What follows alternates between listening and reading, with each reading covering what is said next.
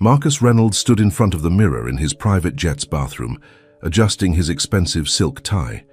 At 45, he was one of New York's most successful real estate developers, with buildings bearing his name across the city skyline. His dark hair was perfectly styled, and his tailored suit showed off his athletic build. But the reflection staring back at him held a hint of emptiness that even his billions couldn't fill. "Sir, we'll be landing at JFK in 20 minutes, his assistant called through the door. Marcus splashed some cold water on his face. He had to stay focused. Today was about closing the biggest deal of his career, a $5 billion development project that would transform downtown Manhattan. He couldn't let old memories distract him, especially not today. But as he walked back to his leather seat, his mind drifted to where it always went when he let his guard down, to Christina, his ex-wife, the woman who'd walked away from him 5 years ago, leaving nothing but a note saying she needed to find herself.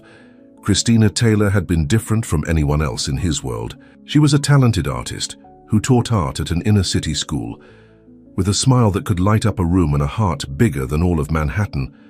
When they met at a charity gala 7 years ago, she'd been the only person who wasn't impressed by his wealth or status. Instead, she'd challenged him about the lack of art programs in underprivileged schools. Their whirlwind romance had scandalized New York society.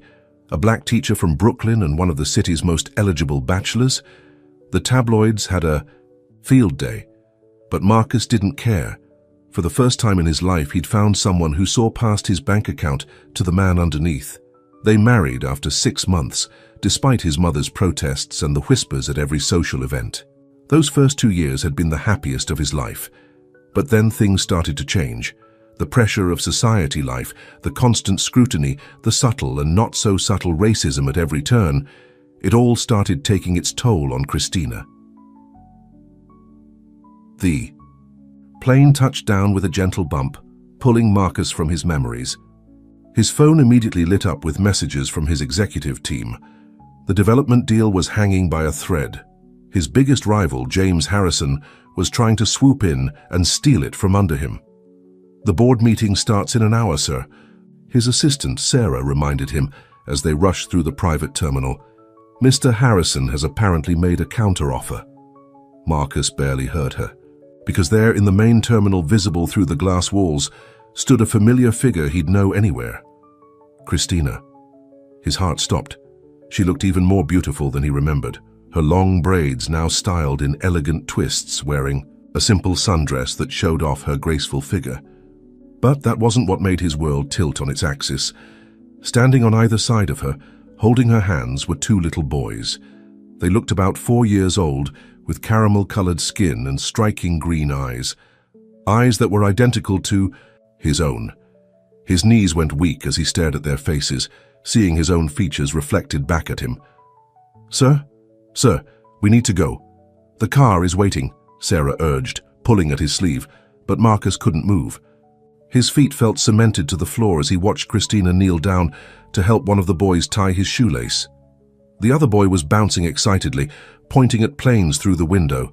They were the spitting image of him at that age. The truth hit him like a physical blow. Christina had been pregnant when she left. She'd been carrying his children, his sons, and she'd never told him. "Cancel the meeting," he heard himself say. "But sir, the development deal, cancel everything." His voice was firm, even though his world was spinning. "There's something more important I need to deal with." He started walking toward the main terminal, his heart pounding with each step. Christina stood up, and for a moment their eyes met across the crowded airport. He saw the shock register on her face, followed by fear. She quickly grabbed both boys' hands, turning to hurry them away. "Christina!" he called out, his voice carrying over the airport noise. She froze and slowly turned back to face him. The twins looked up curiously, their green eyes, his eyes, wide with interest, as they studied him. "Hello, Marcus," she said softly, her voice still having the same effect on him after all these years. "Were you ever going to tell me?" he asked, his voice rough with emotion as he looked at the boys. Tears filled her eyes. I wanted to so many times." The boys were watching their exchange with innocent curiosity. One of them tugged on Christina's dress. "Mummy, who's that man?" Marcus felt his heart constrict at being called that man by his own sons he hadn't even known existed until this moment. "We need to talk," he said, his tone leaving no room for argument. "Now." Christina looked around helplessly as if searching for an escape route, but they both knew this conversation was 5 years overdue. "Boys," she said gently, "how would you like to get some ice cream?" The twins' faces lit up, and Marcus felt a fresh wave of pain, realizing he'd missed every smile, every laugh, every milestone of their lives so far. As they walked toward the airport restaurant, Marcus couldn't take his eyes off the boys. They had his height for their age, his nose, even the way one of them furrowed his brow, exactly like Marcus did when he was thinking. "Their names," he said quietly to Christina. "Please, at least tell me their names," she swallowed hard. "Michael and Marcus Jr., she whispered. "But everyone calls them Mike and MJ, Marcus Jr. There was a son out there named after him, and he hadn't known for 4 years. The magnitude of what he'd missed crashed over him like a tidal wave. The boys ran ahead to the ice cream counter, their excited chatter filling the air. Marcus watched them, memorizing every detail of their faces, their movements, their voices. Why? It was all he could manage to ask. Christina's hands trembled as she clutched her purse. "It's complicated, Marcus. I was scared, overwhelmed. Your world was suffocating me, and when I found out I was pregnant with twins, I panicked. So you decided to disappear, to keep my children from me." His voice cracked with emotion. "Do they even know about me?" "They know their daddy is a successful businessman," she said quietly. "They ask about you sometimes. I have pictures. I never wanted them to think they weren't loved." Marcus ran a hand over his face, trying to process everything. "But you didn't think I deserved to know them, to love them in person instead of being some vague story?" Before she could answer, the twins ran back to them, their faces glowing with excitement. "Mommy, they have chocolate chip cookie dough," MJ announced. "And mint chocolate chip," Mike added. Looking at their innocent faces, Marcus made a decision. That would change everything. The development deal, his meetings, his empire, none of it mattered compared to this moment. "Would it be okay if I joined you for ice cream?" he asked, directing the question to both Christina and the boys. The twins looked at their mother questioningly. Christina hesitated for a long moment before nodding slowly. As they sat down with their ice cream, Marcus watched his sons dig into their treats with enthusiasm. He had missed so much, but he silently vowed that would end today. Nothing would keep him from being part of their lives now. "Do you like planes?" he asked them, remembering how one of them had been pointing at the aircraft earlier. "I love them," Mike exclaimed. "I'm going to be a pilot when I grow up." "No way, we're going to build tall buildings," MJ argued. "Like the ones in Manhattan." Marcus felt his throat tighten. His son wanted to follow in his footsteps without even knowing who he was. Christina was watching him carefully, tears glistening in her eyes. She could see the pain and love warring on his face as he interacted with their sons for the first time.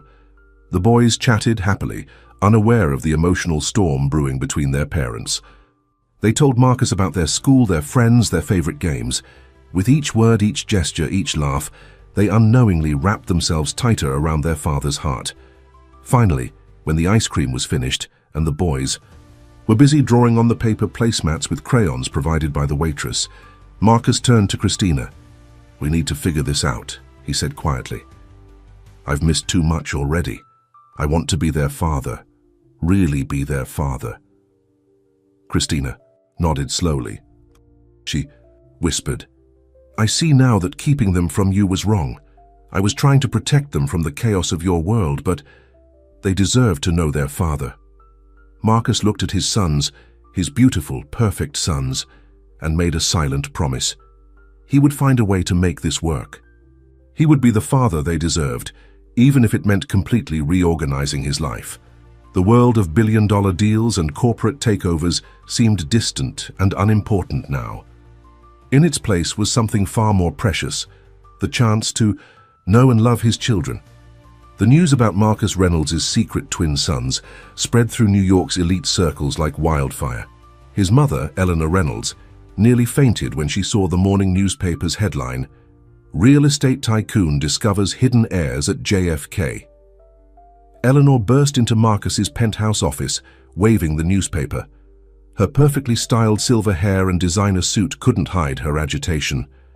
"Why didn't you tell me immediately?" she demanded. "I had to find out about my own grandchildren from page 6. Marcus looked up from his desk, where he'd been staring at a photo of the twins he'd taken at the airport. "I'm still processing. It myself, Mother." "Well, we need to handle this properly," Eleanor said, sitting down and pulling out her phone. "I'll call our PR team. We need to control the narrative. And of course, we'll need DNA tests." "Stop." Marcus's voice was firm. "They're mine. One look at them and there's no doubt. They have my eyes, my expressions. They're my sons." "Marcus, darling, I know you're emotional right now, but we need to be practical. That woman is their mother, and her name is Christina."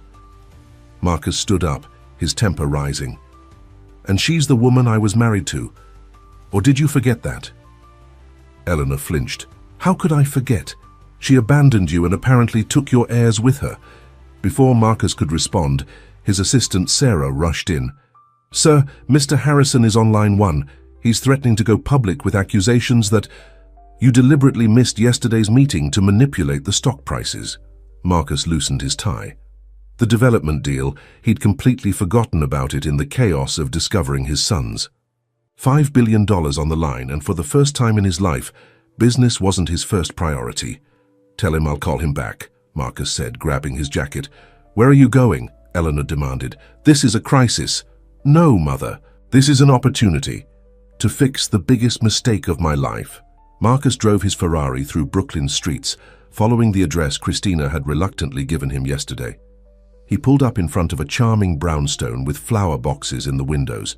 It was a far cry from his Manhattan penthouse, but he could immediately see Christina's artistic touch in the hand-painted welcome sign and the colorful garden. The door opened before he could knock. Christina stood there in jeans and a simple blouse, looking like she hadn't slept. "The boys are at school," she said quietly. "I know. We need to talk. Really talk." She led him into a cozy living room filled with children's artwork and family photos. Marcus's heart clenched as he saw the progression of his sons' lives captured in frames. Their first steps, birthday parties, first day of preschool. All moments he should have been part of. "They're happy, Marcus," Christina said, watching him look at the photos. "They're loved. They have a good life. A life without their father." He turned to face her. "I want to be part of their lives, Christina. I want to know them, love them, support them. I want to be their dad."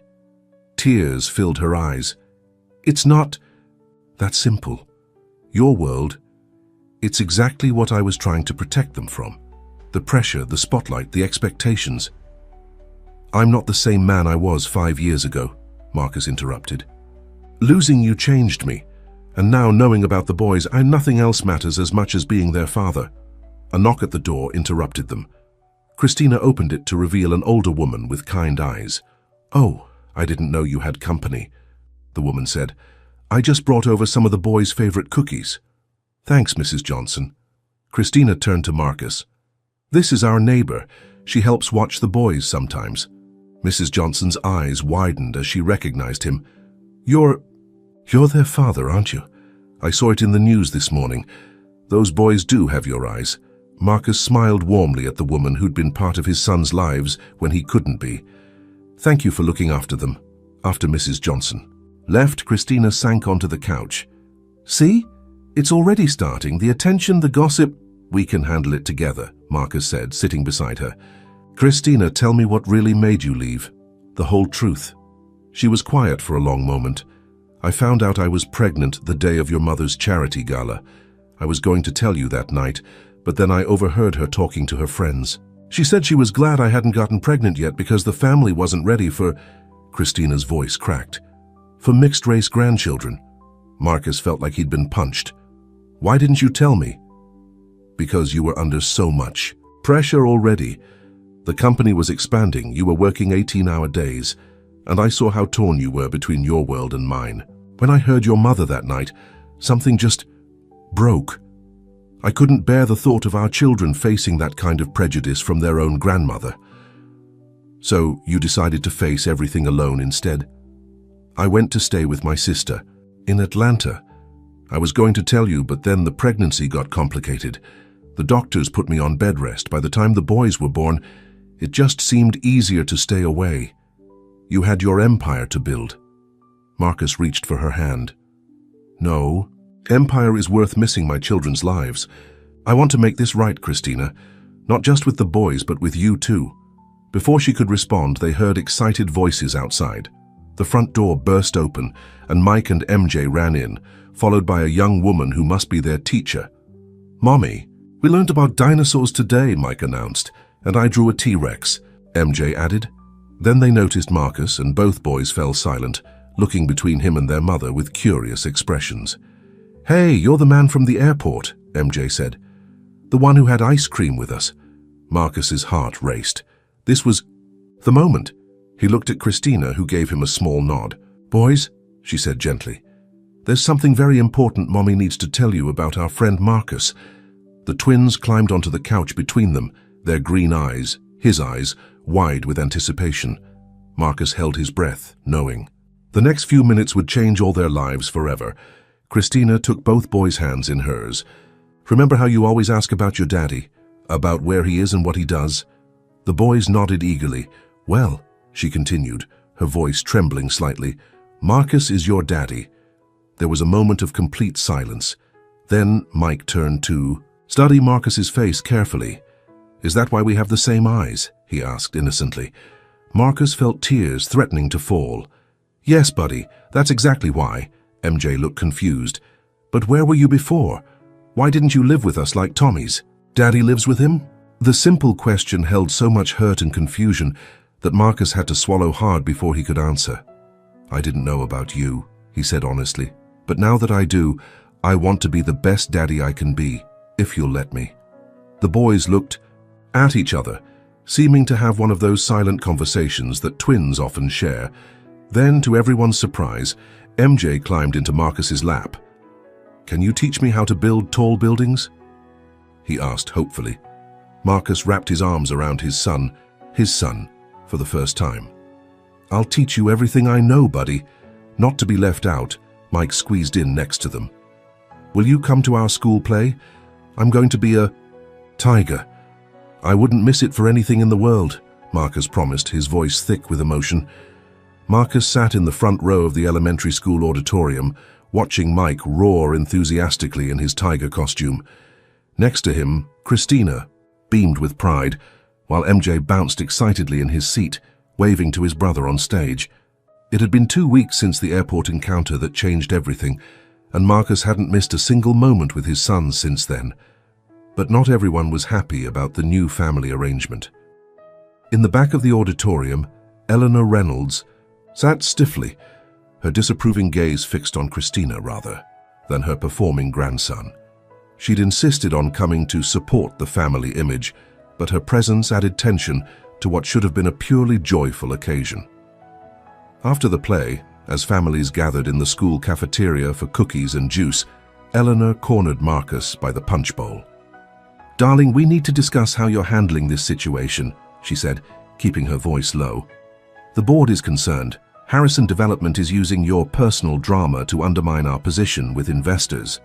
Marcus watched his sons proudly, showing their father's tie to their friends, telling everyone that their daddy came to see the play. The board will have to deal with it, he said firmly. My sons come first now. That's exactly the attitude that's causing problems, Eleanor hissed. You've missed 3 crucial meetings this week to attend a school play and a soccer practice. The media is having a field day and our stock prices are dropping. Before Marcus could respond, Mike ran up to them, his tiger makeup slightly smudged. Daddy, did you see when I scared the hunter? Was I a scary tiger? Marcus knelt down to his son's level, straightening the crooked whiskers painted on his face. You were the scariest tiger I've ever seen, buddy. I bet even real tigers would run away from you. Mike beamed with pride, then noticed Eleanor. His smile faded slightly.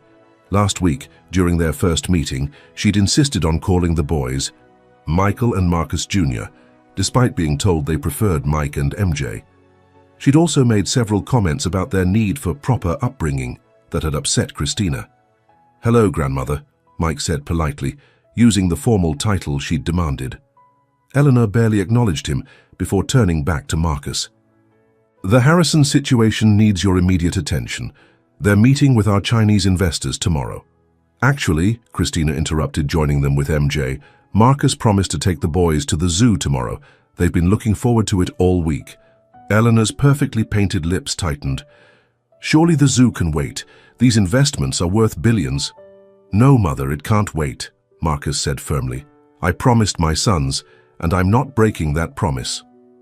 Later that night, after dropping Christina and the boys home, Marcus sat in his penthouse office looking at the latest financial reports.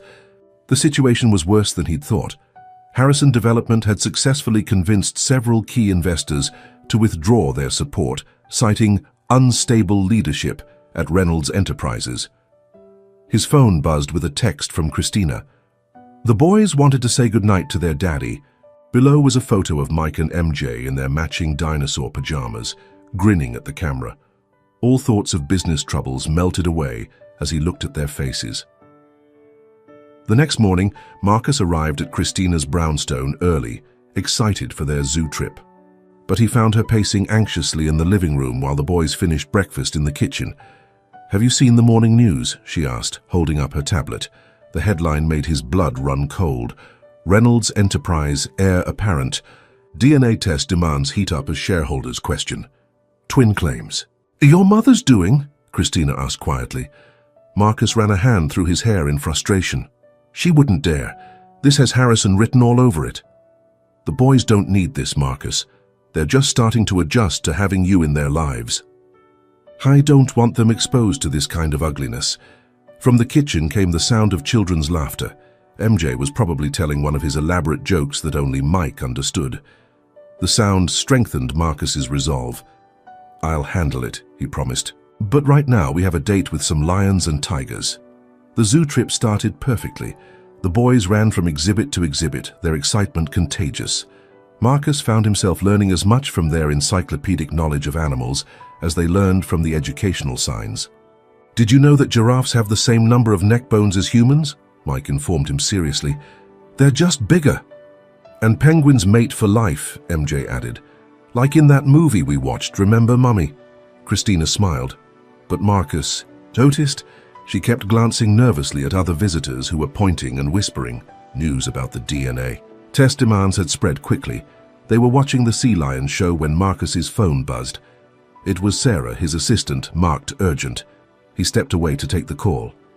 "Sir, Harrison just called an emergency board meeting. He's proposing a vote of no confidence.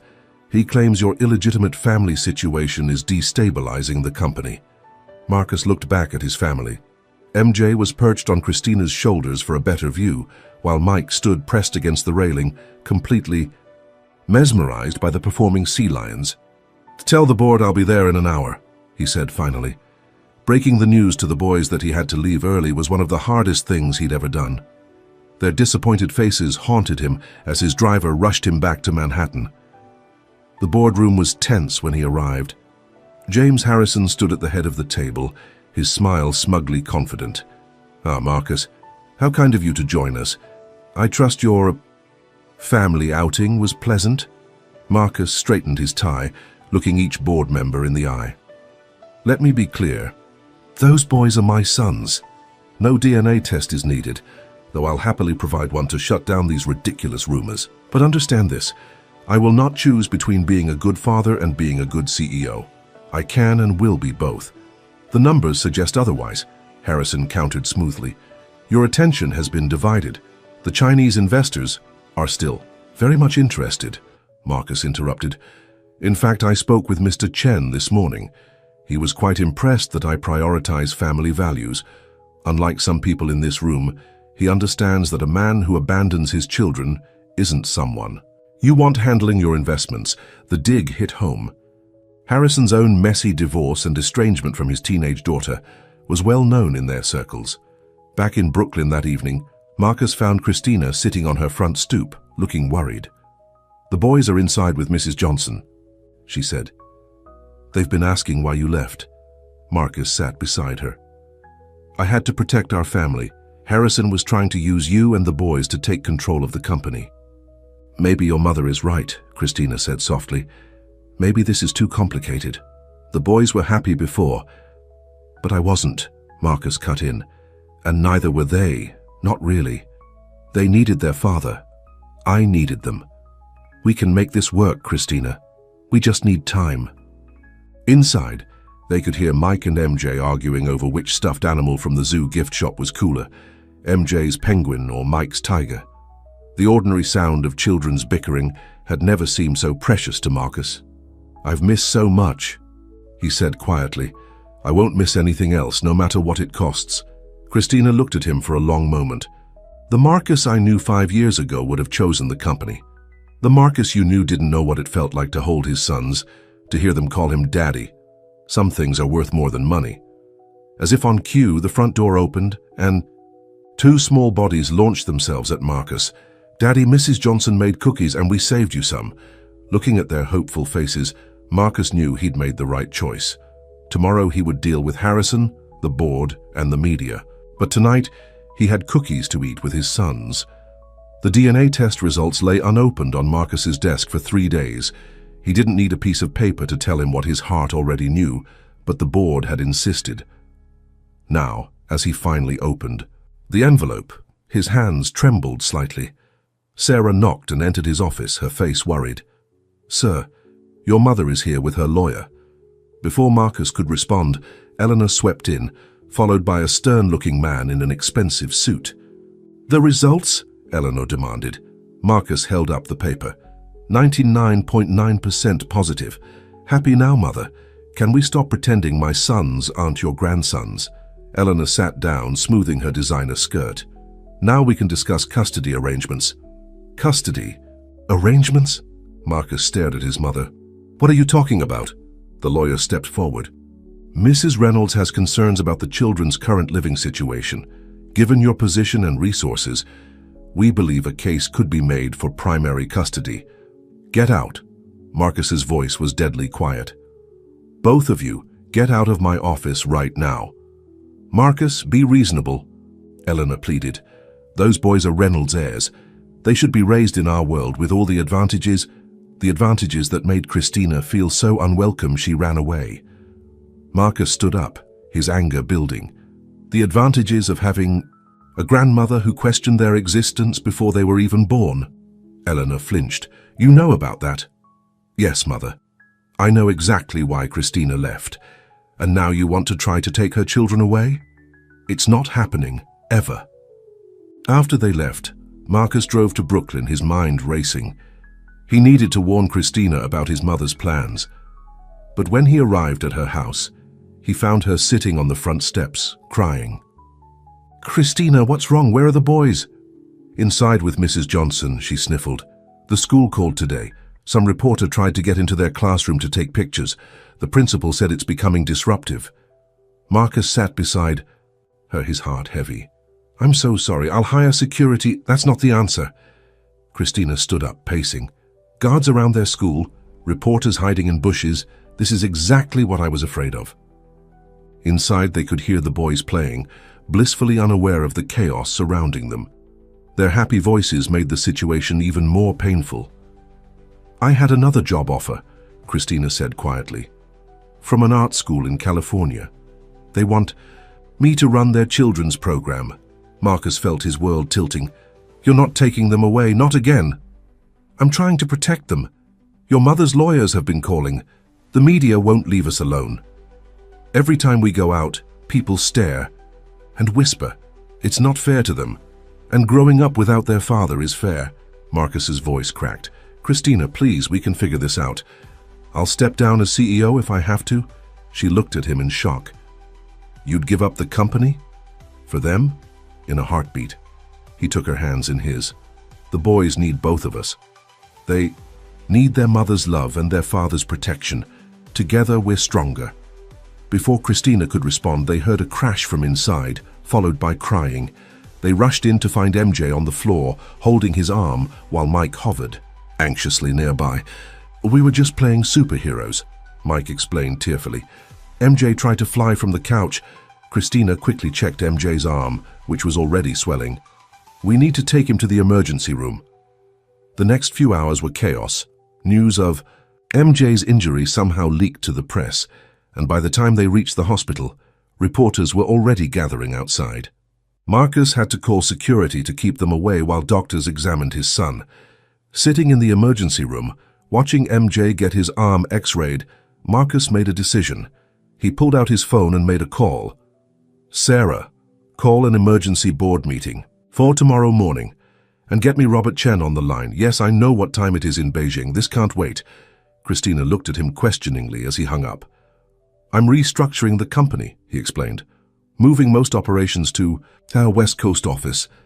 The New York headquarters will still run, but I won't need to be there every day." "What are you saying?" "I'm saying that if you take that job in California, we're coming with you, all of us. The boys need a fresh start, away from all this madness. And I need to be where my family is." MJ looked up from the x-ray table, his face brightening despite his pain. "We're moving to California, like where Disneyland is." The doctor chuckled as she finished wrapping his arm in a bright blue cast. "Just a sprain, but he'll need to take it easy for a few weeks." Mike, who hadn't left his twin's side, immediately asked, "Can I sign his cast first?" Later that night, after both boys were finally asleep in their own beds, Marcus and Christina sat in her small kitchen, drinking tea and talking about the future. "Are you sure about this?" Christina asked. "Moving across the country, changing your whole life." "I've never been more sure of anything," Marcus replied, "but I need to know you're sure too, that you won't run again when things get tough." Christina was quiet for a moment. "When I left 5 years ago, I was young and scared. I convinced myself I was protecting our babies, but really I was just running from my own fears. I won't make that mistake again." Marcus reached across the table and took her hand. "Then we'll face whatever comes together, as a family." The next morning, Marcus walked into the board meeting with a confidence he hadn't felt in weeks. James Harrison was there, looking smug as usual. "Gentlemen," Marcus began, "I called this meeting to announce some changes. I'm restructuring the company's operations. I'll be moving to our California office to oversee the West Coast expansion personally." The room erupted in chaos. Harrison jumped to his feet. "This is exactly what I've been warning about. He's abandoning his responsibilities." "No, James," Marcus said calmly. "I'm embracing them. My most important responsibility is to my children. But make no mistake, I'm not leaving the company, I'm expanding it. Mr. Chen has already approved the restructuring plan. His investment group is actually increasing their stake, impressed by our commitment to both innovation and family values." Eleanor, who had insisted on attending, sat in stunned silence. Finally, she spoke up. "If you do this, if you take my grandsons away—" "They were always your grandsons, Mother. You just couldn't see past your own prejudices to love them. Maybe some distance will help you understand what really matters." That evening, Marcus sat with Mike and MJ in their bedroom, reading their favorite bedtime story. Both boys were excited about the move, already planning their first trip to Disneyland. "Daddy," Mike asked sleepily, "will you still be our daddy in California?" Marcus hugged his son close, his heart aching at the innocent question. "I'll be your daddy forever, no matter where we are. Nothing will ever change that." MJ held up his cast, now covered in signatures. "Look, Daddy signed it biggest of all." Christina appeared in the doorway, smiling at the scene. The past few weeks had been a roller coaster of emotions, but seeing Marcus with their sons made her realize they were making the right choice. Tomorrow they would start planning their move, facing new challenges and adventures. But tonight, in this moment, they were just a family, imperfect healing but together at last. Moving day arrived faster than anyone expected. Christina's brownstone was filled with boxes, and the twins couldn't contain their excitement about flying on their daddy's private plane. But not everyone was celebrating their fresh start. Mrs. Johnson stood in Christina's kitchen, wiping tears as she wrapped one last batch of her famous cookies for the boys. "Who's going to water my flowers when I'm away now? Those boys have been my little helpers for 4 years." Mike and MJ ran in, their shoes untied and their hair messy from playing. When they saw Mrs. Johnson crying, they rushed to hug her. "Don't cry, Mrs. Johnson," MJ said. "Daddy said we can use his computer to talk to you every day, and we'll send you pictures from Disneyland," Mike added, "and the beach." Marcus watched from the doorway, his heart full. In just a few weeks, these boys had changed his life completely. Now they were about to change it again. His phone buzzed. Another message from James Harrison. Since the announcement of the restructuring, Harrison had been trying everything to block the move. His latest trick was questioning the legality of Marcus taking the twins across state lines without a formal custody agreement. "The movers are here," Christina called from the front door. "Boys, go get your backpacks." As the twins thundered up the stairs, Christina noticed Marcus's worried expression. "What's wrong?" "Harrison's lawyers are trying to delay our departure. They're claiming we need court approval since we never formalized custody arrangements." Christina's face fell. "Can they do that?" "They can try," Marcus pulled her close. "But I've got our own lawyers handling it. Nothing is stopping us from giving our boys the fresh start they deserve." Suddenly, they heard a commotion outside. Eleanor Reynolds was getting out of her town car, looking unusually disheveled. "Mother?" Marcus stepped onto the porch. "What are you doing here?" Helena clutched her designer handbag like a shield. "You can't just take them away, they're my only grandchildren." Before Marcus could respond, the twins came barreling down the stairs. "Grandmother," they called out in unison, but stopped short of hugging her, remembering her usual stiff demeanor. To everyone's surprise, Eleanor knelt down, not caring about her expensive silk suit touching the ground. "Michael Marcus Jr., I've been a foolish old woman." The boys looked at each other confused. They'd never seen their grandmother like this. "I was so worried about appearances, about what other people would think, that I forgot what really matters." Eleanor's voice cracked. "You are perfect exactly as you are. You're smart and kind and wonderful, and I've been horrible to you and your mother." Christina stepped forward, putting a protective hand on each boy's shoulder. Eleanor looked up, at her, tears in her eyes. "Christina, I know I can never undo the hurt I caused. My prejudices drove you away, made you feel you had to hide my own grandchildren from us. I don't deserve forgiveness, but please, don't cut me out of their lives completely." Mike, always the more sensitive twin, moved to pat Eleanor's shoulder. "Don't cry, grandmother. We can use Daddy's computer to talk to you too, like Mrs. Johnson." Eleanor pulled both boys into a tight hug, not caring that MJ's cast wrinkled her silk blouse or that Mike's shoes were leaving dirt marks on her skirt. Marcus watched in amazement as his mother, who had never shown such emotion in public, openly cried while holding his sons. "I have a proposal," Eleanor said finally, standing up and trying to compose herself. "The Reynolds summer house in Malibu has been sitting empty for years. Let me sign it over to you, all of you. The boys should have a beach house for their California adventures." Christina started to protest, but Eleanor held up her hand.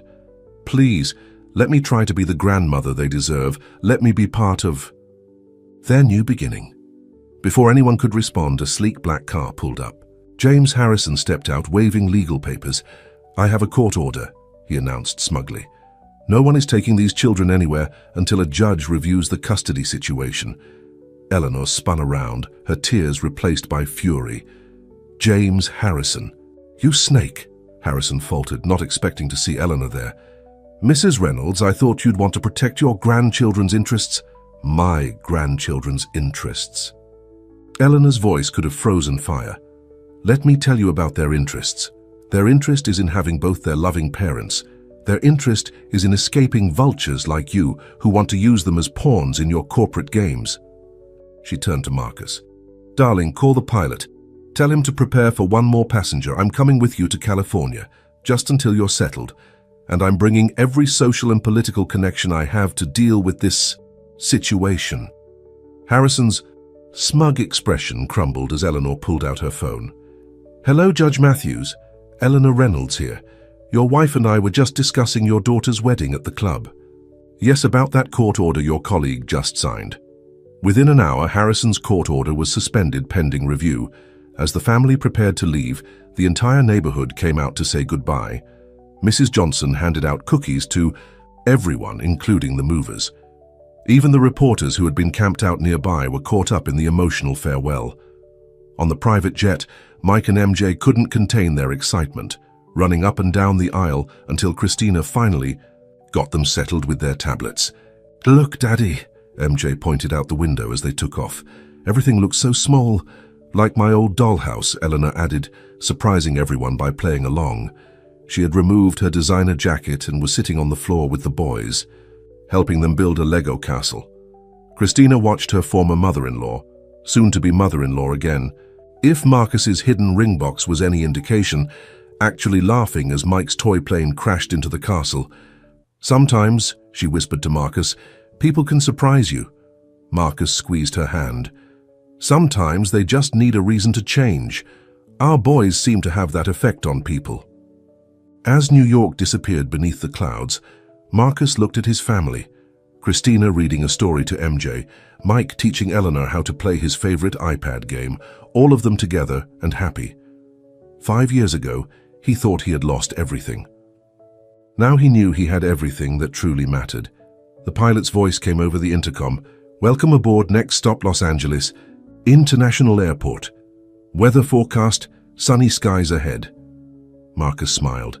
Sunny skies indeed. Whatever challenges lay ahead, they would face them together.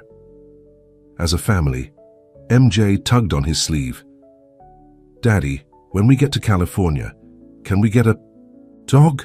"A big one," Mike chimed in, "to protect our new beach house." Eleanor looked up from the iPad. "I know an excellent breeder in Beverly Hills." Christina caught Marcus's eye, and they both laughed. Their new life was already beginning, and they hadn't even landed yet. The Malibu beach house took everyone's breath away. Floor-to-ceiling windows offered stunning views of the Pacific Ocean, and the sound of waves filled every room. The twins ran from space to space, their excited voices echoing through the house. "Look, Mommy, we can see dolphins." Mike pressed his face against the glass. "And there's a pool," MJ added, already eyeing the sparkling water in the backyard. Eleanor smiled, proudly. "I had the house fully renovated last week. The boys' rooms are upstairs. I had them painted in their favorite colors." Christina raised an eyebrow. "How did you know their favorite colors?" "Mrs. Johnson might have helped," Eleanor admitted. "We've been texting." Marcus laughed, still amazed by his mother's transformation. But his laughter was cut short by an urgent call from the West Coast office. "Sir, we have a situation," his new assistant explained. "James Harrison is here." Marcus's jaw tightened. "Harrison? In California?" "He's meeting with the Silicon Valley investors, claiming the company's restructuring is just a cover for personal instability." Before Marcus could respond, he heard a splash, followed by Christina's scream. He ran to the pool area to find MJ in the water, still fully clothed, with Mike reaching out to help him. "I told you to wait," Christina scolded, pulling a dripping MJ from the pool. "You don't even have your swimsuit on." "But Mommy, I wanted. Had to see if I could swim with my cast." Eleanor appeared with warm towels. "Well, I suppose this is a good time to mention I hired a swimming instructor. She'll be here tomorrow." Christina started to object to Eleanor making decisions without consulting them, but Marcus stepped in. "That's actually a great idea, Mother. The boys need to learn water safety if we're living by the beach." Later that evening, after the twins were finally asleep in their new rooms, Marcus found Christina on the beach, staring at the sunset. "Having second thoughts?" he asked softly. "No. Yes. Maybe?" She sighed. "It's all happening so fast. The move, the new job, your mother living next door in the guest house." Eleanor living in the guest house was definitely not part of the original plan, Marcus agreed with a chuckle. "But she's really trying," Christina admitted. "Did you see her playing in the sand with the boys in her designer sundress?" Their conversation was interrupted by Eleanor calling from the deck. "You might want to see this." They rushed inside to find breaking news on the TV. James Harrison was giving a press conference outside the Silicon Valley office. "Reynolds Enterprises is in crisis," Harrison was saying. "Marcus Reynolds has abandoned his responsibilities, moving across the country on a whim. Our investors deserve stable leadership." Marcus reached for his phone, but Eleanor stopped him. "Allow me," she said, her voice steely. She dialed a number. "Robert, Eleanor Reynolds. Yes, I saw Harrison's little performance." "No, darling. Let me tell you what's really happening." Within an hour, Robert Chen himself released a statement fully supporting Marcus's leadership and announcing an additional billion-dollar investment in Reynolds Enterprises' West Coast expansion. "Mother," Marcus said, impressed, "remind me never to underestimate you." Eleanor waved her hand dismissively. "I've been managing corporate politics since before you were born, darling. Now, about the boys' school." The next morning brought the swimming instructor, a former Olympic athlete named Sofia Rodriguez. The twins were instantly smitten with her gentle approach and patient teaching style. "Remember," Sofia explained, helping Mike float on his back, "the water is your friend. You just need to learn to trust it." Christina watched from a beach chair, working on lesson plans for her new job at the art school. The position started in 2 weeks, and she was both excited and nervous. A commotion from the beach drew their attention. 2 large dogs, a golden retriever and a German shepherd, came bounding across the sand, followed by a handsome man in his 40s. "Zeus! Apollo, come back here!" The dogs ran straight to the pool area where the twins squealed in delight. "I'm so sorry," the man said, finally catching up. "They usually behave better than this." Eleanor emerged from the guest house, and her eyes widened slightly. "Thomas Blake, is that you?" The man looked surprised. "Eleanor? I had no idea you were in Malibu." "You two know each other?" Marcus asked. "Thomas is one of California's top pediatricians," Eleanor explained, "and a longtime family friend. His father and your father were college roommates." The twins were already playing with the dogs, their swimming lesson forgotten. "Can we keep them?" MJ begged. "Those are Dr. Blake's dogs," Christina explained. "Actually," Thomas said, "I've been looking for a good home for them. I'm moving to a smaller place and they need more space." The boys turned to their parents with pleading eyes. "We did promise them a dog," Marcus reminded Christina, "and now they'd have 2, Mike added hopefully. Sophia laughed. "Well, my lesson time is almost up anyway. Same time tomorrow?" As the swimming instructor left, Thomas stayed to help the boys learn basic commands for Zeus and Apollo. Eleanor watched with an oddly knowing smile. "Thomas is single, you know," she mentioned casually to Christina, "and he's excellent with children." Christina's eyes widened. "Eleanor, Marcus and I are—" "Oh, I know, darling, I wasn't thinking of you." Eleanor's gaze drifted to Sophia's retreating figure. "I just think everyone deserves a chance at happiness." That night, as the family sat on the beach watching the sunset, the twins curled up with their new dogs, Marcus felt a deep sense of peace. The corporate drama seemed distant compared to the joy of watching his sons experience their new life. "Daddy," Mike said sleepily, "is this our happy ending?" Marcus pulled his son closer. "No, buddy. This is our happy beginning." But life had other plans. As they headed back to the house, Marcus's phone buzzed with a message that would shake their newfound peace. DNA test results might have been tampered with. Harrison demanding new tests. Court hearing scheduled. Marcus looked at his family, Christina helping MJ collect seashells, Mike racing Apollo across the sand, Eleanor teaching the boys the names of the constellations appearing in the darkening sky. He wouldn't let anyone threaten their happiness. Not Harrison, not the courts, not anyone. The waves crashed against the shore, a constant reminder that life, like the ocean, was full of ups and downs. But with love and determination, they would weather any storm that came their way. The morning started like any other in their new Malibu life. Christina was helping the twins get ready for their first day at their new school, while Zeus and Apollo waited patiently by the door. But the peace was shattered when Marcus's lawyer, David Cohen, arrived unannounced. "Harrison's team found something," David said grimly, spreading documents across the kitchen island. "They're claiming they have evidence the original DNA test was compromised." Marcus felt his blood run cold. "That's impossible. I was there when the samples were taken. They're saying someone at the lab was bribed." David looked uncomfortable. "They're also suggesting Christina might have engineered the results. That's ridiculous." Eleanor burst in from the guest house, still in her silk robe. "I was there too. Everything was properly documented." Christina sat heavily on a nearby chair, her face pale. "They're never going to leave us alone, are they?" Before anyone could respond, they heard the twins coming down the stairs in their new school uniforms, chattering excitedly about their first day. "Daddy, look, we match." Mike twirled to show off his blazer. "And I fixed my tie all by myself," MJ added proudly. Though his tie was notably crooked, Marcus quickly gathered the legal documents, hiding them from the boy's view. "You both look very handsome. Ready for your first day?" As Christina drove the twins to school, Marcus and David strategized in the home office. Eleanor paced nearby, making calls to her extensive network of connections. "We need to get ahead of this," David advised. "Harrison's team is pushing for an emergency hearing.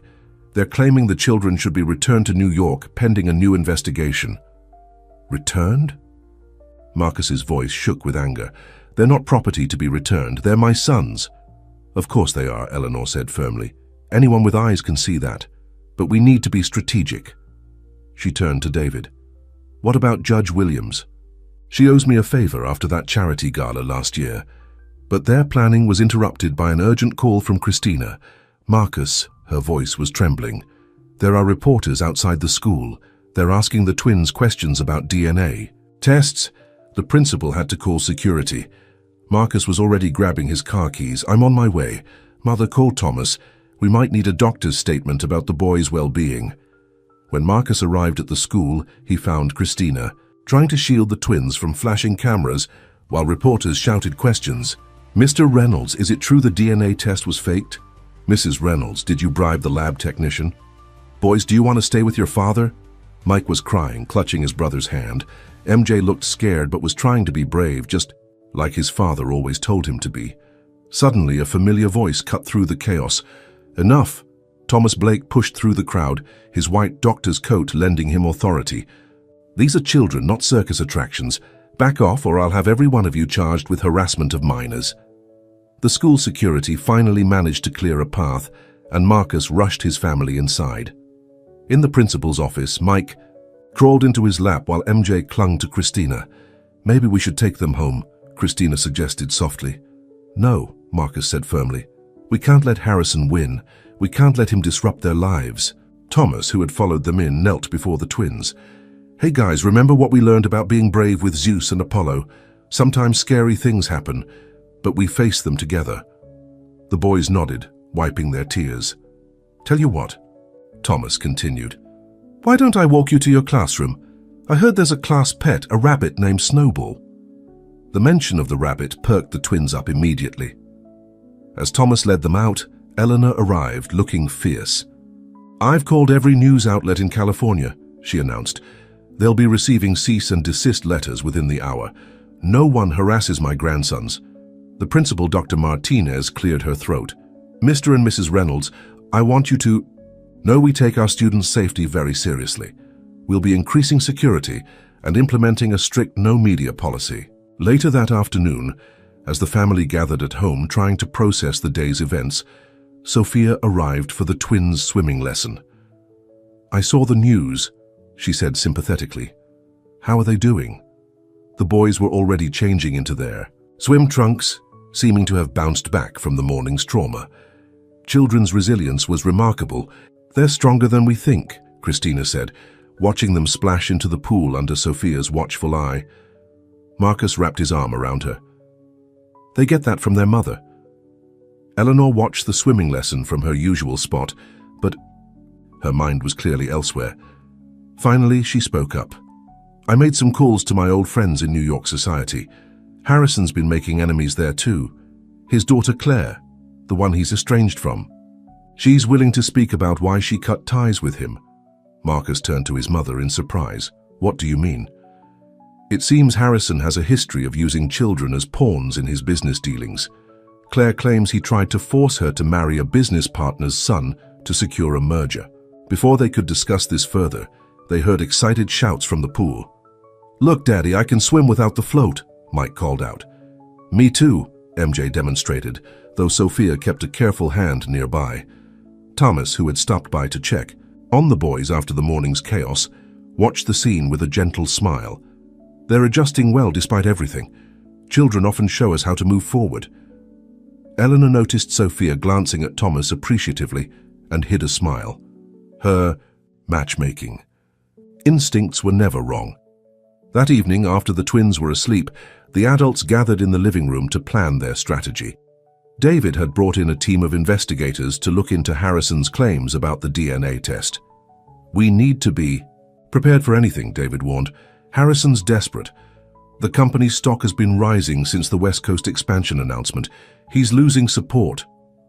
Let him come after me, Marcus said, his voice hard. But he crosses a line when he targets my children. Christina touched his arm gently. We need to think about what's best for the boys. All this stress, the media attention, what they need is stability, Thomas interjected. As their doctor, I can testify that they're thriving here, despite Harrison's attempts to disrupt their lives. Sophia, who had stayed for dinner at Eleanor's insistence, spoke up. They're making real progress in their swimming.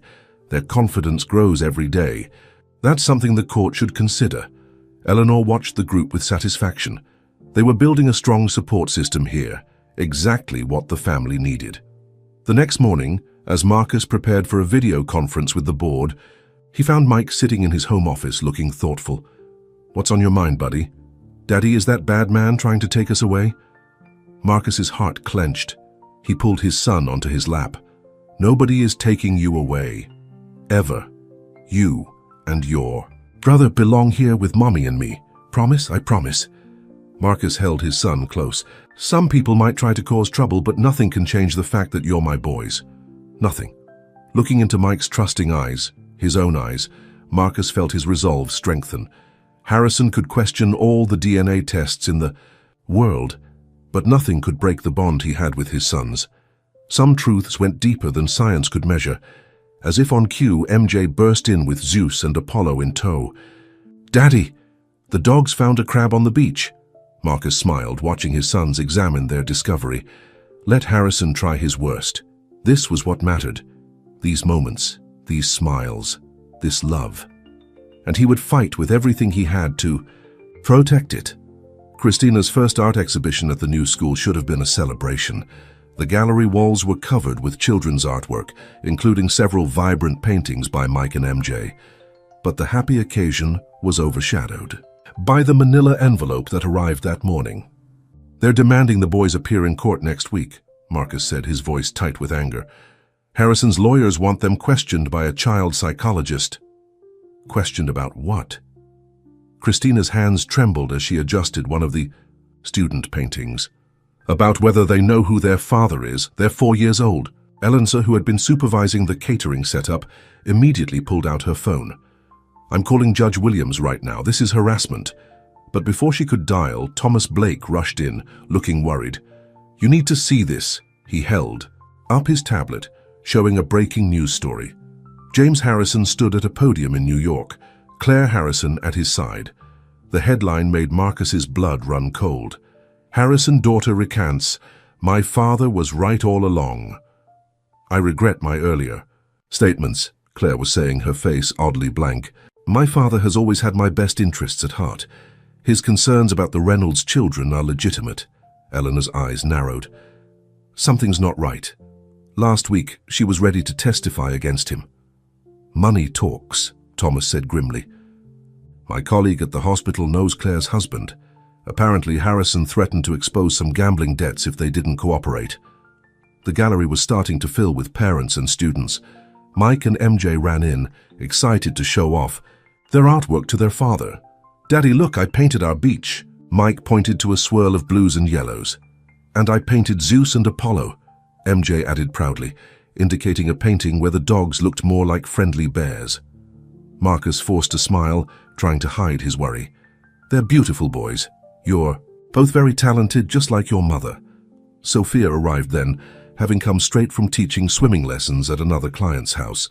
She was becoming a close family friend, especially since she and Thomas had started dating. The boys' paintings are wonderful, she said, then lowered her voice. I heard about the court summons. How can they do this to children? Before anyone could respond, a commotion erupted at the gallery entrance. James Harrison himself walked in, flanked by lawyers. What a charming exhibition, he said smoothly, though perhaps a bit simple for the heirs to the Reynolds fortune. Marcus stepped forward, but Christina reached Harrison first. Get out, she said, her voice shaking with fury. You have no right to be here. Actually, I do. Harrison smiled coldly. As a concerned member of the Reynolds Enterprises board, I have every right to assess the environment where the potential heirs are being raised. The twins, sensing the tension, moved closer to their parents. Harrison's eyes fixed on them, studying their features with calculating interest. Remarkable resemblance, he mused. Almost too perfect, one might say. Makes one wonder about the authenticity. That's enough. Thomas stepped forward, his usual gentle demeanor replaced by professional authority. As these children's doctor, I'm officially stating that your presence is causing them distress. Leave now or I'll call the police. Harrison held up his hands in mock surrender. No need for threats, I merely wanted to see for myself. He looked directly at Marcus.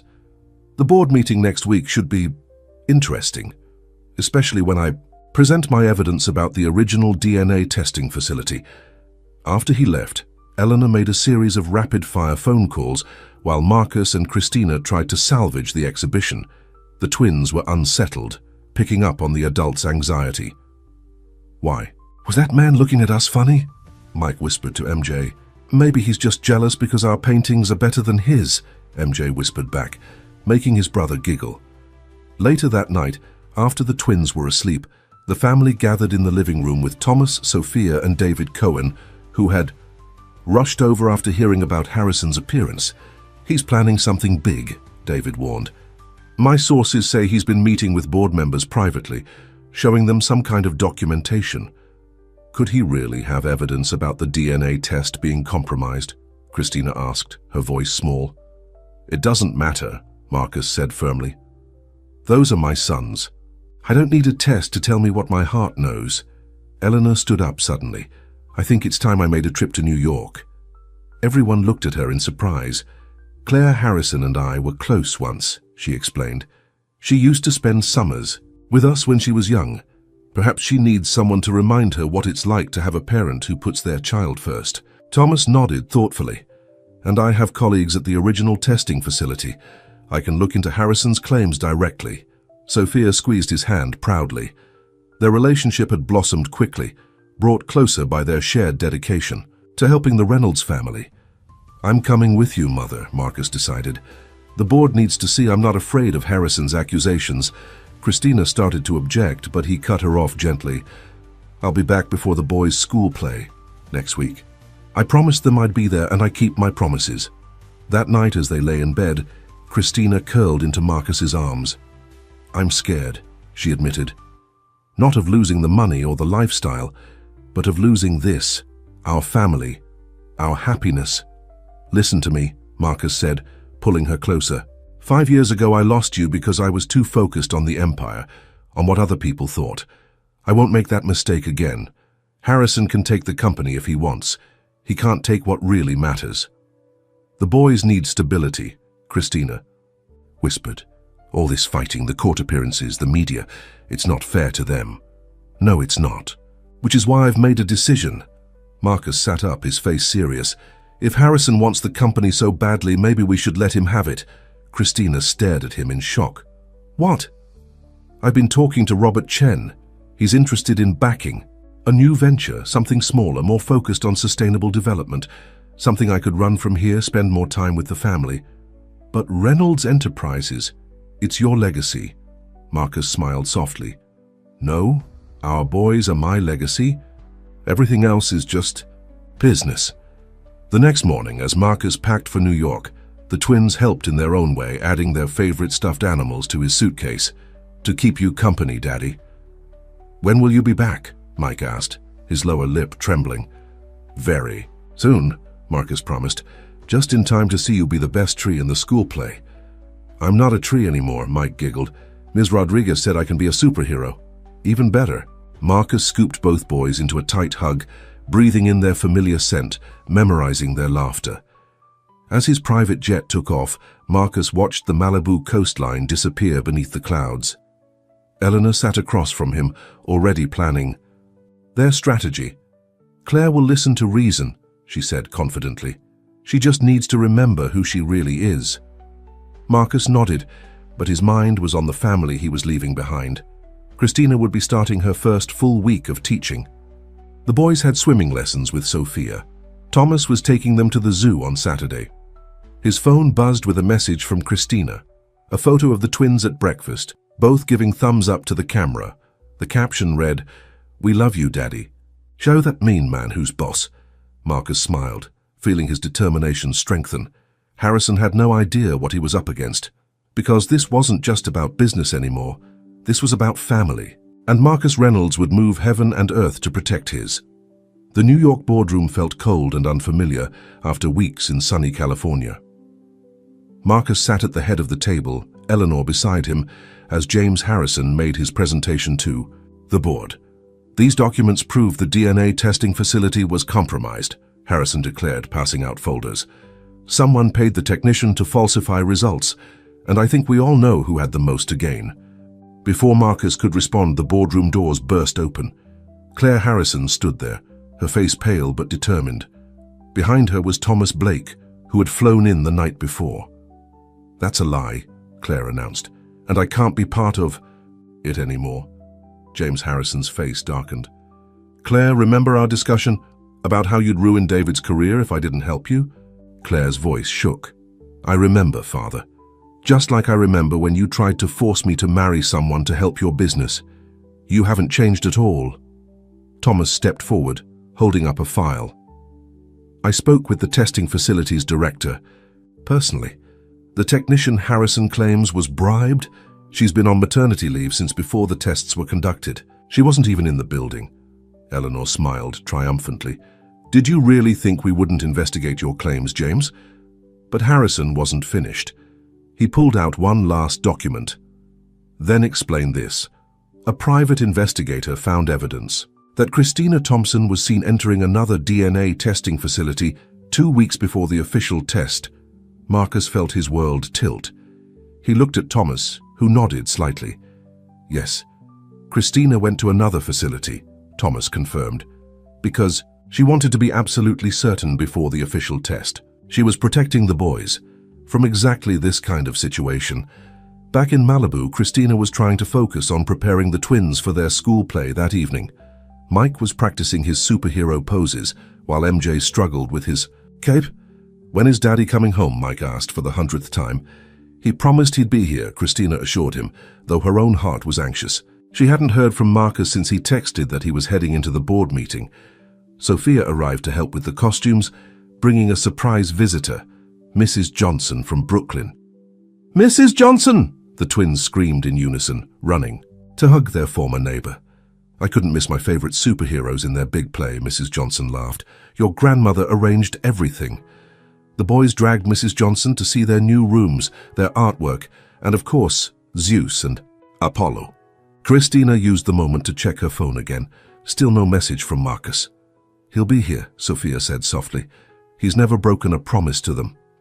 In New York, the board meeting had devolved into chaos. Harrison was shouting about company, stability, while Claire was revealing years of his manipulative business tactics. "Enough," Marcus's voice cut through the noise. "This ends now." He stood up, looking each board member in the eye. "Yes, I moved to California to be with my family. Yes, I chose my sons over sitting in this boardroom every day, and I'd do it again in a heartbeat." He pulled out his own stack of documents. "Here's what Harrison doesn't want you to see. Since our West Coast expansion, our stock has risen 15%.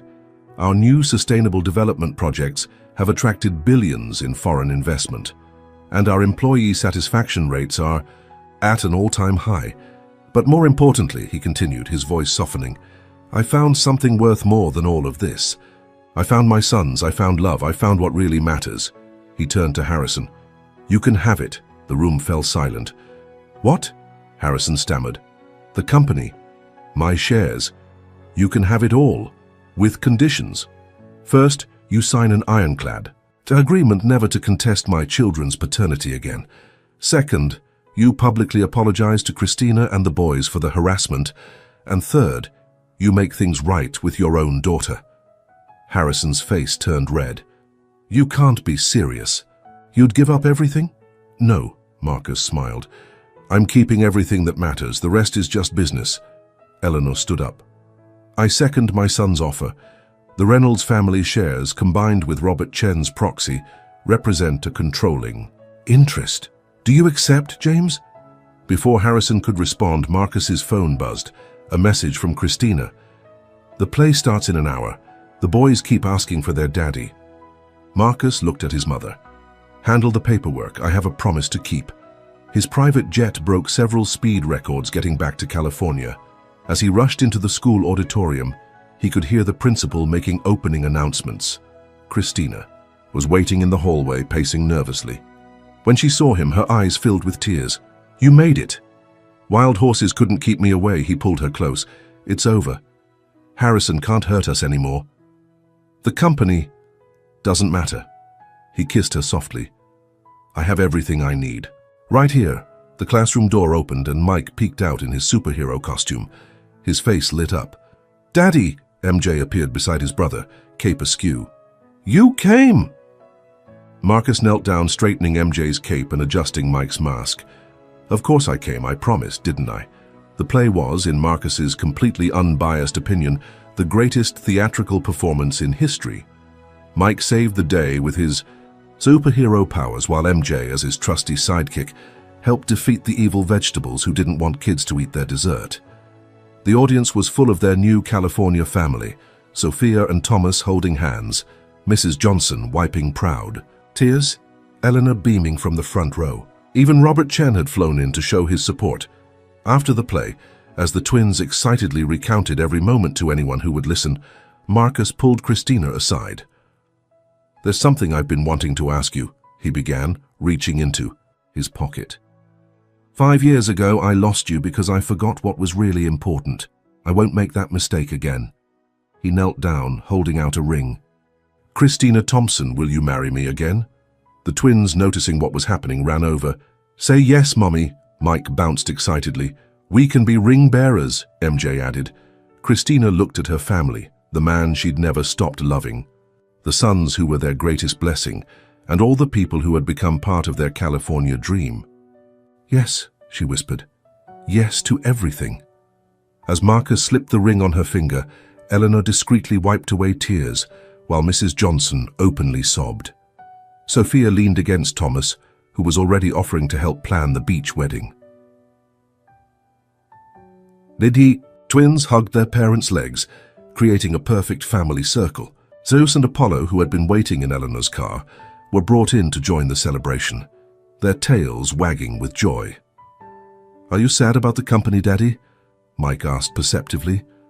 Marcus lifted his son up, feeling MJ climb into his other arm. "How could I be sad? I have everything a man could ever want right here." Christina reached up to wipe a smudge of superhero face paint from Mike's cheek. "What happens now?" Marcus looked at his family, the one he'd lost and found. Again, the one that had grown stronger through every challenge. Now, he said, "We live happily ever after." But life, as they all knew, was never quite that simple. Even as they celebrated, Harrison was making one last desperate move that would test their family in ways they never expected. The Malibu beach was transformed into a wonderland of white flowers and twinkling lights. In just 3 months, Marcus and Christina had planned the perfect sunset wedding. The twins were practicing their ring-bearer duties with Zeus and Apollo trotting faithfully beside them. But 2 days before the ceremony, Harrison made his final, desperate move. "He's filed an emergency injunction," David Cohen announced grimly. "He's claiming the company transfer can't go through until the paternity issue is fully resolved." Marcus looked up from where he was helping MJ with his bow tie. "He signed the agreement, it's over." "He's claiming duress," David explained. "Says he was coerced into signing away his rights to the company." Eleanor burst in from the guest house, her face flushed with anger. "That snake. After everything Claire revealed about him, where is Claire now?" Christina asked, concerned for the young woman who had helped them. "Safe," Thomas assured them. He and Sophia had been helping Claire rebuild her life away from her father's influence. "She's staying at my sister's ranch in Montana." The twins, picking up on the tension, huddled closer to their parents. "Is the bad man trying to hurt us again?" Mike asked quietly. Marcus gathered both boys into his arms. "No one can hurt us, buddy. We're stronger together, remember?" That evening, as the family sat on their beach watching the sunset, Eleanor made an announcement. "I've been doing some thinking," she said, watching the twins build a sandcastle. Harrison's real problem isn't with the DNA test or the company. It's about legacy. Christina looked confused. What do you mean? He's alone, Eleanor explained. His own daughter won't speak to him. He has no grandchildren, no family love. He's watching Marcus choose family over fortune, and it's driving him mad with jealousy. Marcus considered this. So what are you suggesting? I think it's time we showed him exactly what he's fighting against. Eleanor smiled mysteriously. And I know just how to do it. The next morning, Harrison arrived at his office to find his waiting room full of familiar faces. Claire was there along with his ex, Susan. But most surprisingly, his estranged brother Michael, whom he hadn't spoken to in 20 years, sat quietly in the corner. What is this? Harrison demanded. An intervention, said softly, because someone reminded us that family is worth fighting for, even when that family has lost its way. Eleanor stepped out of the shadows. Hello, James. Remember when our children were young? How you and Michael would bring Claire to play with Marcus? Those summer barbecues at the Hamptons house? Harrison's stern facade cracked slightly. That was a long time ago. It doesn't have to be just memories, Eleanor said gently. Look what holding on to bitterness has cost you. Your daughter, your brother, your chance to know your nieces and nephews. You're so focused on destroying Marcus's happiness, Claire added, that you can't see how to find your own. Meanwhile, back in Malibu, final preparations for the wedding were underway. Sophia was helping Christina with her dress, while Thomas entertained the twins with stories about their father's childhood, carefully edited versions he'd heard from Eleanor. And then your daddy jumped into the pool with all his clothes on, Thomas chuckled, just because your Aunt Claire dared him to. The boys giggled, but Mike looked thoughtful. Is Aunt Claire coming to the wedding? We hope so, buddy, Marcus said, entering with his phone in hand. And I just got some news that might make that possible. Harrison had withdrawn his injunction. More than that, he'd issued a public statement apologizing for his actions and announcing his retirement. Claire would take over his shares of the company working alongside Marcus's new sustainable development venture. Sometimes, Marcus told his sons, people just need to remember what really matters. The wedding day dawned perfect and clear. The beach was filled with their extended family, not just blood relatives, but all the people who had become part of their story. Mrs. Johnson sat in the front row, already crying happy tears. Sophia and Thomas stood with the wedding party, their own engagement rings sparkling in the sunlight. To everyone's surprise, Harrison came, too, standing quietly at the back with his brother Michael. When the twins spotted Claire, they ran to hug their honorary aunt, who swooped them up with laughing tears. Eleanor watched it all from her seat of honor, remembering how she had once fought against Christina and Marcus's love. Now she couldn't imagine their family any other way. The ceremony began as the sun started its descent toward the horizon. Mike and MJ walked carefully down the sandy aisle, Zeus and Apollo padding regally beside them, all four taking their bearer duties very seriously. Christina appeared like a vision in her simple white dress, but Marcus couldn't take his eyes off her face. The same face he'd fallen in love with all those years ago, now even more beautiful for all they'd been through together. Dearly beloved, the minister began, but had to pause as MJ loudly whispered, That's our mommy and daddy, causing everyone to laugh. The vows they exchanged were simple but profound. Christina, Marcus said, his voice thick with emotion, 5 years ago, I lost sight of what mattered most. But fate gave us a second chance, and I promise to spend every day showing you and our boys how precious you are to me. Christina wiped away tears. Marcus, you found us when we needed you most. You chose love over everything else. You've shown our sons what it means to be a real father, a real man. I promise to love you more each day. The twins insisted on adding their own promises. I promise to clean my room, Mike announced solemnly. Most days, MJ added, making the guests chuckle. As the minister pronounced them husband and wife, the setting sun painted the sky in brilliant golds and pinks. Marcus kissed his bride while their sons cheered and the dogs barked their approval. At the reception, Eleanor clinked her glass for a toast. To second chances, she said, looking meaningfully at Harrison, who nodded slightly, and to the love that gives us courage to change. Later, As music played and people danced on the beach, Marcus held his family close. The twins were sleepy, but fighting to stay awake, not wanting to miss a moment of the celebration. "Are you happy, Daddy?" Mike asked, yawning. Marcus looked at his sons, at his beautiful wife, at all the people who had become part of their journey. He remembered that moment in the airport when he first saw his boys, how his world had changed in an instant. "I've never been happier, buddy," he said truthfully. Christina leaned against him, watching as Thomas twirled Sophia across the dance floor, as Claire laughed at something her father said, as Eleanor taught the twins a silly dance move. "You know," she said softly, "when I left 5 years ago, I thought I was running away from something. But maybe I was running toward this moment, this perfect future." "No more running," Marcus promised, kissing her tenderly. "No," Christina agreed. "We're home." The party continued under the stars, but Marcus and Christina slipped away to walk along the water's edge with their sons. Zeus and Apollo romped in the surf, while the twins collected seashells by moonlight. This was their happily ever after, not perfect but real, built on love, strengthened by challenges, and made complete by two little boys with their father's eyes and their mother's heart.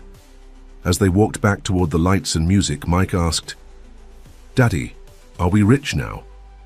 Marcus lifted his son onto his shoulders while Christina carried a sleepy MJ.